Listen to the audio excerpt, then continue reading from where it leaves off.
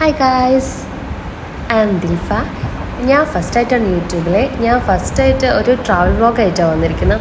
ഇത് ഞാനും ഹസ്ബൻഡും കൂടി മലപ്പുറത്ത് നിന്ന് അഹമ്മദാബാദക്ക് ട്രെയിനിൽ പോയൊരു ചെറിയൊരു വീഡിയോ ആണ്.